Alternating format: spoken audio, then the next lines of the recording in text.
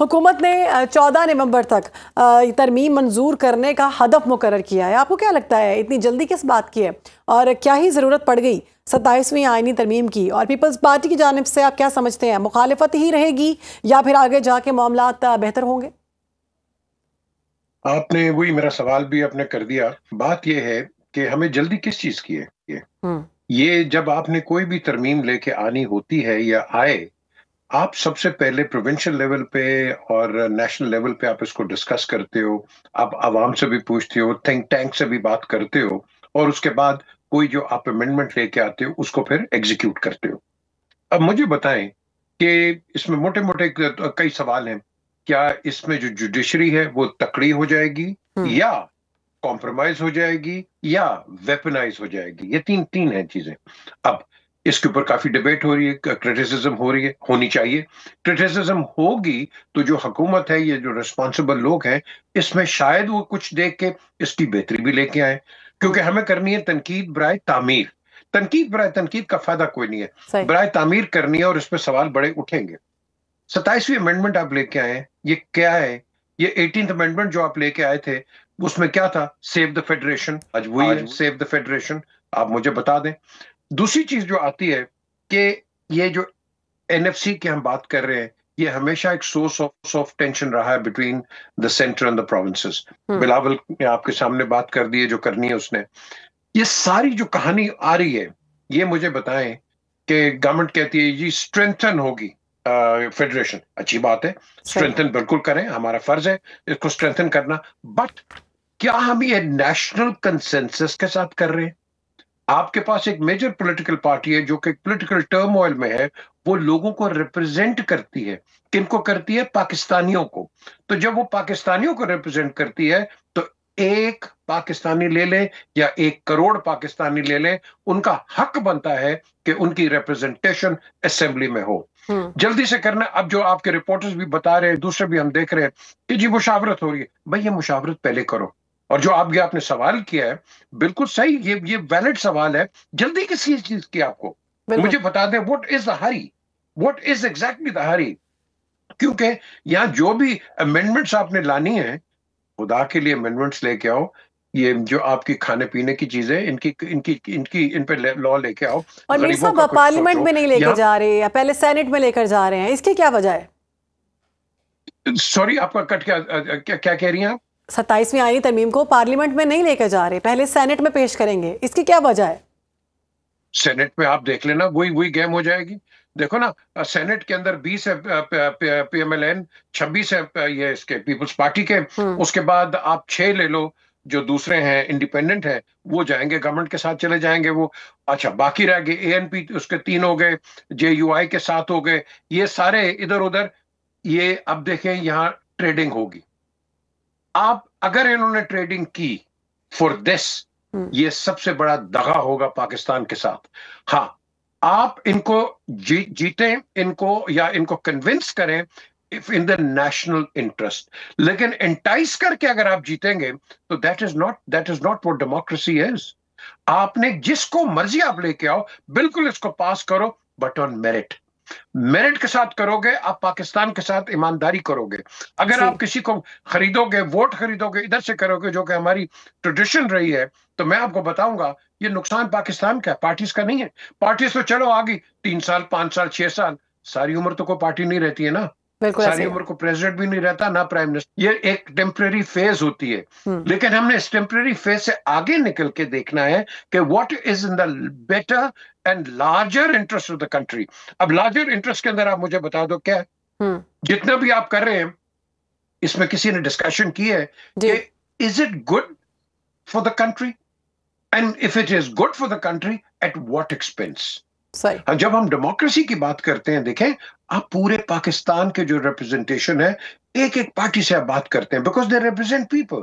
बेशक 10,000, 1 लाख, 2 लाख, 5 लाख, ये रिप्रेजेंट करते हैं। तो जब आप इनकी नुमाइंदगी कोई नहीं है और आप स्ट्रेट सेनेट में चले जाएंगे, उसके बाद नेशनल असेंबली में चले जाएंगे, तो मुझे बता दें what will be the validity, the credibility, क्या होगा? आपके जुडिशल सिस्टम पे पहले बड़े क्वेश्चन मार्क आए हुए हैं कि जी वो ये नहीं है, फलाना नहीं है। अब इसके ऊपर और तहफुजात आ गए। आपके इंटरनेशनल कमेंटेटर्स कह रहे हैं, मैं नहीं कह रहा हूं।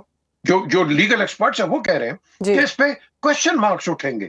तो क्या फिर आप मुझे बताएं, फिर इसके रिपरकशंस क्या है, इसके स्पिल ऑफ क्या है? जी यू थिंक बिल्कुल, लीगल एक्सपर्ट की आप बात कर रहे हैं। मीर साहब हमारे साथ लीगल एक्सपर्ट मौजूद है, उनसे जान लेते हैं। बैरिस्टर साहब, 27वीं आईनी तरमीम की कानूनी हैसियत क्या है, और 11 निकात में सबसे ज़्यादा कानूनी बहस आप क्या समझते हैं, किस नुक्ते पर मुतवक्के होने वाली? क्योंकि पीपल्स पार्टी की अगर हम बात करें तो उनका तो मौक़िफ़ है कि तरमीम 18वीं तरमीम के इख्तियारात कम करती है, तो ये जो उनका मौक़िफ़ है ये दुरुस्त है?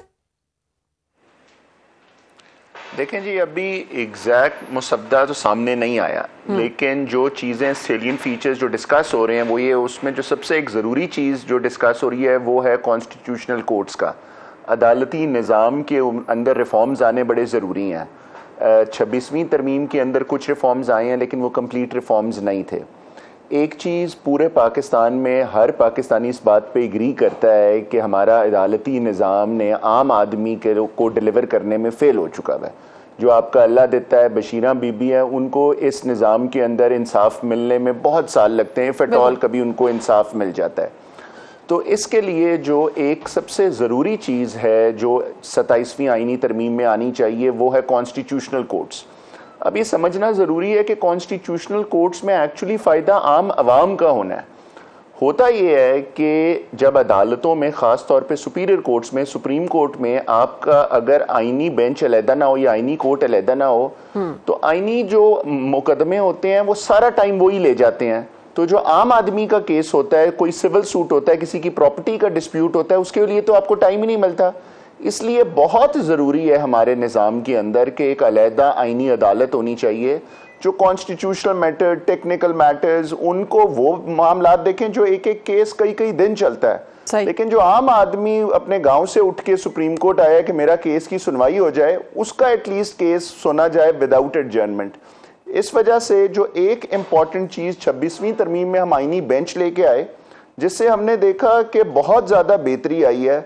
जो आईनी केसेस थे वो अलहदा हुए हैं और आम केसेस की सुनवाई हुई है, केसेस में डिस्पोजल आया है। लेकिन इसका जो इवेंचुअल फाइनल कंक्लूजन है वो इन कोर्ट्स को बिल्कुल अलहदा होना चाहिए। एक फ़ायदा और इससे क्या होता है, जब आप एक ही जज को एक ही तरह के केसेस देते रहते हैं तो वो उसके स्पीडी जस्टिस आता है। एक चीज़ जो हमारे निज़ाम में जो सबसे बड़ा डिफेक्ट है वो है कि हमारे अदालती निज़ाम इज़ एक्सट्रीमली स्लो। उसकी वजह यह है कि आपका एक ही जो सुप्रीम कोर्ट के जज हैं वो एक केस क्रिमिनल बेल सुन रहे हैं, अगला केस वो कंपनी मैटर सुन रहे हैं, तीसरा केस वो कॉन्स्टिट्यूशनल मैटर सुन रहे हैं। तो एक जज की वो एक्सपर्टीज नहीं डेवलप हुई होती। फॉर एग्जाम्पल, आप एक जज को आप कह दें कि जी सुबह से लेकर शाम तक उन्होंने फैमिली मैटर सुनने हैं, तो होगा क्या कि उनकी कंसिस्टेंसी भी आ जाएगी जजमेंट्स में। ये नहीं होगा कि एक बेंच एक व्यू ले रहा है, दूसरा बेंच दूसरा व्यू ले रहा है, और स्पीडी जस्टिस होगा। लॉ जब सेटल हो जाएगा तो वही जज जो 10 मुकदमे पूरे दिन में फैसला कर सकता है वो 50 मुकदमों का फैसला कर सकेगा। So this as a professional lawyer who is in Supreme Court almost every week, मैं समझता हूं कि ये आईनी अदालत आना बहुत सख्त जरूरी है, जिससे हमारा निजाम specially of the superior judiciary बढ़ेगा। अब देखें ना, आइंस्टाइन ने क्या कहा था, मैडनेस की क्या एग्जांपल है, you keep on doing the same thing again and expect a different result. 70 साल में हर बंदा इस कंसेंसस पे पहुंच गया कि this legal system has failed to deliver for the ordinary man. तो अगर हुकूमत इस वक्त विद कंसेंसस डेवलप करके कोई रिफॉर्म्स लाना चाह रही है, बैरिस्टर साहब, अगर सेनेट में वोटों की गिनती हसास मरहला है, हम देख रहे हैं, अगर कोई एक पार्टी भी नहीं आती, इख्तलाफ कर लेती है, तो क्या तरमीम रुक जाएगी? देखें जी, कानून इसमें तो law will take its course. अगर तो आपके पास 2/3 मेजॉरिटी मौजूद है, लेट्स से 1/3 या एक और माइनर मेजॉरिटी उसका बॉयकॉट कर देती है, it doesn't matter. As long as 2/3 majority independently without coercion आके वोट देती है, विदाउट किसी दबाव के वोट देती है, तो वो वोट काउंट होने चाहिए। कोई अगर बॉयकॉट कर लेता है तो इससे कोई फर्क नहीं पड़ता। हाँ, फर्क सिर्फ तब पड़ेगा कि जो लोग बॉयकॉट कर रहे हैं वो 1/3 से ज्यादा हैं और वो 2/3 होने नहीं देते, वो एक इम्पैक्ट है। अदरवाइज को आए या ना आए, आइन बड़ा क्लियर है, लॉ बड़ा क्लियर है। ये पहली दफा तो तरमीम होने नहीं लगी, देयर आर 26 अमेंडमेंट्स हो चुकी हैं। अगर ये आएगी तो ये 27वीं होगी, इस पे कोई इम्पैक्ट नहीं पड़ता कानूनी लिहाज से। ठीक है। मीर साहब आपकी जानिब आऊँगी। अभी हमारे नुमाइंदे अरबाब बता रहे थे कि पीपल्स पार्टी की जानिब से दो चीज़ें सामने आई हैं। एक तो 18वीं तरमीम में कोई किसी किस्म भी उसमें चेंजिंग नहीं होनी चाहिए और उसकी साख जो है मुतासर नहीं होनी चाहिए। दूसरा NFC अवार्ड के हवाले से बात की गई है। आप क्या समझते हैं ये जो दो चीज़ें सामने आई हैं या दीगर जो भी चीज़ें होंगी हुकूमत उन पर अमल पैरा कर पाएगी, पूरा उतर पाएगी? दूसरी जानिब सियासी माहौल आपको किस तरफ जाता दिखाई दे रहा है? दोबारा से मुलाकातें शुरू हो गई हैं। फजलुर रहमान साहब से मुलाकात हुई है, मौलाना साहब से, फैसल वावडा की, तो आप क्या समझते हैं मौलाना साहब क्या किरदार अदा करेंगे? देखें, सबसे पहले तो आप बुनियादी एक कैंसर को देखें ना, जो अभी मेरे भाई ने बात की है। ये बहुत बड़ा कैंसर है पाकिस्तान के अंदर कि आपके कोर्ट्स बहुत स्लो हैं जी। एडजर्नमेंट पे एडजर्नमेंट, एडजर्नमेंट पे एडजर्नमेंट। कोई करोड़ रुपए दे देता है, कोई 10,000 दे देता है, एडजर्नमेंट हो जाती है। अब बात यह है कि आपके पास स्पीडी जस्टिस नहीं है। ये अगर इंप्लीमेंट हो जाए वेरी गुड, लेकिन मेरा जो उसके अंदर सवाल आता है कि अगर एक जज कुछ किसी चीज को सुन रहा है and all of a sudden वो केस को डिस्कस कर रहा है, केसेस लंबे भी होते हैं, और ऑल ऑफ अ सडन उसके बीच में ट्रांसफर हो जाती है या वो चला जाता है, so what happens to that judgement? I totally agree with him कि आपके पास स्पेशलाइज्ड जजेस होने चाहिए जो कि हर मैटर को देयर एक्सपर्ट्स इन इट। एक जज 10 किस्म के केसेस सुन के वो आपको क्या जजमेंट देगा? आपको मुझे बता दें। ये तो ट्रेविस्टी ऑफ जस्टिस है ये। So the question here is कि यस, अगर इसको हम in the letter in spirit देखें, very good, wonderful, but having said so, मैं फिर इसको रिट्रेट करता हूं कि आपको चाहिए कि ये जितनी भी चीजें हैं, आप अपनी फ्रेटर्निटी से, बार एसोसिएशंस हो गई, इधर हो गए, डिस्कशंस तो करो भाई, बात तो करो, thrash it out. Again coming referring back to your original question, what is the hurry? जल्दी किधर है? क्या पाकिस्तान बंद हो रहा है? क्या प्रॉब्लम है भाई? डिस्कस करो, हम क्यों नहीं करते हैं? मुसव्वदा भी नहीं पेश किया जा रहा, यू नो, lastminute.com पे करते हैं, और उसका एंड में क्या होता है, आप हर चीज उसको फिर रिपील कर देते हो। तो ये इस तरह हमें जल्दी नहीं करनी चाहिए और आपका जो हमारी जो मेंटालिटी है ना, वो बिल्कुल वही है ऊपर लेवल के ऊपर भी, ऊपर स्ट्राटा के अंदर भी, जो आप रोड पे देखते हो। आपने देखा है ये लोग मोटरसाइकिल किस तरह चलाते हैं, गाड़ी किस तरह चलाते हैं? यही मेंटालिटी आपके ऊपर भी है। जल्दी जल्दी जाओ, लाइन में नहीं जाना, जल्दी करो, ये है हमारी रूल्स को फॉलो नहीं करना। इसको थोड़ा इसको कटेल करो। एंड अगर आप इसको कटेल नहीं करोगे, बाकी तो मैं आपको बता दूं, हर किस्म के आपको दलाइल भी मिलेंगे, डिस्कशंस भी मिलेंगी, but really I mean what is a basic problem? Basic problem मैं आपको बता देता हूं, बड़ा सिंपल है, टू स्टे इन पावर। और पावर, ये जो होते हैं पावर के अंदर, ये power is never ever permanent. A position is never ever permanent. Thousands of years of history has proven it is never permanent.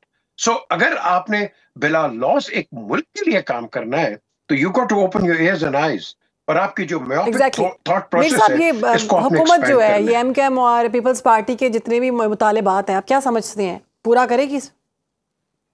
देखें, People's Party has every right to oppose. वो NFC पे बिल्कुल वो उनका एक राइट बनता है, करें। तो उसकी क्या क्या होगा? आप डिस्कशन करो, क्यों नहीं कर सकते discussion? Rather than confrontation, why can't we discuss? हम इसको थ्रैश आउट क्यों नहीं कर सकते? हम यहाँ बैठ के हिंदुस्तान के साथ बात करने की सोचते हैं, आपस में हम बात ही नहीं करते। आपस में आपके हेडलॉक हुए हैं, डेडलॉक हुए हैं, पैडलॉक हो गए दिमागों के अंदर। तो we need to open all at that time. तो वो कैसे करोगे जब तक आप एक दूसरे के अंदर कंसिडरेशन नहीं दिखाओगे? Democracy is of the people, by the people, and for the people. That is what democracy is, if somebody wants to understand. लेकिन are we actually following it? No, we're not. We're not. जो भी power में आज भी हैं, पहले भी थे, उससे भी पहले भी, everybody thought they were permanent. और याद रखना, permanence is never ever permanent. तो अगर यही आप सोच लो, तो बाकी जो आप जितने सवाल भी करोगे, वो irrelevant हो जाएंगे। बिकॉज हमने वो सवाल करने हैं और वो आपके सामने एक पोजीशन लेके आनी है जिसमें एक नेशनल इंटरेस्ट हो। हम नेशनल इंटरेस्ट पे बात नहीं कर रहे, मैं आपको बता रहा हूं, नेशनल इंटरेस्ट पे बात करो। आपके पास एक मेजर पॉलिटिकल पार्टी है, you have to bring it on board and then do what you like. जो भी पार्टी, ये पिछले ने भी, ये PTI ने भी ये किया था, अकेले आए, अकेले काम कर गए, तरमीमें पास।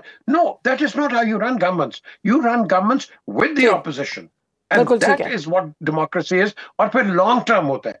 अल्लाह सबको लंबी जिंदगियां दे, लेकिन सारे मोस्टली, मैं दोबारा कहूंगा, लंबी जिंदगियां दे। ये सेल बाय डेट पे बैठे हुए हैं। आमीन आमीन। और मुल्क के हवाले से सोचें, मुल्क के हवाले से देखें। ठीक है मीर साहब, आपका पॉइंट आ गया। बैरिस्टर साहब, आपकी जानिब आऊंगी। मुस्तकबिल में अगर सुप्रीम कोर्ट में इस तरमीम को चैलेंज किया जाता है तो अदालती तौर पर फिर क्या इसका असरात सामने आएंगे?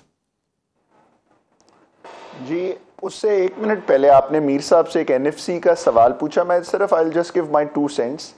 देखें, इस टाइम जो आपने भी पढ़ा होगा, रिपोर्ट पढ़ी होगी, कोई भी बिजनेस मॉडल या मुल्क सस्टेनेबल नहीं हो सकता अगर पहले दिन आपको पता हो कि आपका 1000 रुपया खर्चा है और आपकी 100 रुपया आमदन है और आपने बकाया सारे पैसे और लोगों को दे देने हैं। तो इसका मतलब है कि ये सस्टेनेबल मॉडल ही नहीं है। सो कई ऐसे वफाक के इदारे हैं जो सूबों का एक्चुअली काम कर रहे होते हैं। आप FIA देख लें, आप नादरा देख लें, आप FBR देख लें, which actually benefit the provinces। और at the end of the day क्या होता है कि वफाक के पास वफाक नेगेटिव में हो जाती है और फिर उसको पैसे बोरो करने पड़ते हैं और मुल्क, इसका मतलब है एक सस्टेनेबल मॉडल पर नहीं चल रहा। मीर साहब ने बात बिल्कुल ठीक की है कि इन सारे पॉइंट्स के ऊपर there has to be consensus. इस पे तो कोई दो राय नहीं कि बात होनी चाहिए इन सारे पॉइंट्स पे। अगर 18वीं तरमीम में कोई लूप होल्स थे और over a period of time हमें लगा है कि कुछ बातें उसकी और रिफॉर्म होने वाली हैं, फाइनेंशियल एक्सपर्ट्स ने इस पे अपनी रिपोर्ट्स दी हैं कि इस मॉडल को, इस मुल्क को, और सूबे भी हमारे हैं, we are all in it together, either we will sink और स्विम टुगेदर। सो इसके लिए अगर बात होती है या इसमें कोई अच्छे रिफॉर्म्स आते हैं तो ये बहुत अच्छी बात है। दूसरी बात जो आपने पूछी कि अगर 27वीं आईनी तरमीम चैलेंज होती है, देखें इसके ऊपर भी दो राय हैं। एक स्कूल ऑफ थॉट और लीगल व्यू बड़ा क्लियर था, वो ये है, और कई सुप्रीम कोर्ट जजेस की इस पे ओपिनियंस हैं, एट टाइम्स डिसेंटिंग ओपिनियंस हैं, कि once the will of the people which is exercise through the parliament, उन्होंने फैसला कर लिया तो आप उसको चैलेंज कर ही नहीं सकते। दूसरा एक व्यू ये है कि चैलेंज कर सकते हैं but very certain limited circumstances में कर सकते हैं, अगर आप ये कहें कि salient features of the constitution जो है वो इंपैक्ट करती हैं इसके अंदर।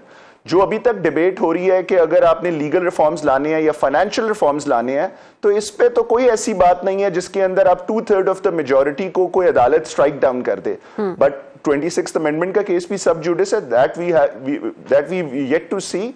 लेकिन अनलेस के कोई बिल्कुल ही एब्सर्ड अमेंडमेंट हो, otherwise the scope of challenging a constitutional amendment, एक statute which is made by the parliament, उसका बहुत नैरो स्कोप होता है। कॉन्स्टिट्यूशनल अमेंडमेंट को चैलेंज करने का तो स्कोप बिल्कुल नैरो है, because who will decide what is good for the country? It is the chosen representatives of the people, और वो भी सिंपल मेजॉरिटी से नहीं फैसला कर रहे, ओवरवेलमिंग 2/3 मेजॉरिटी फैसला कर रही है। So once the amendment is there, in my opinion, in my personal opinion, the court should show judicial restraint in striking down any amendment. Otherwise, we'll go from the rule of people to the rule of judges, which is never the intent of the existing constitution. Okay.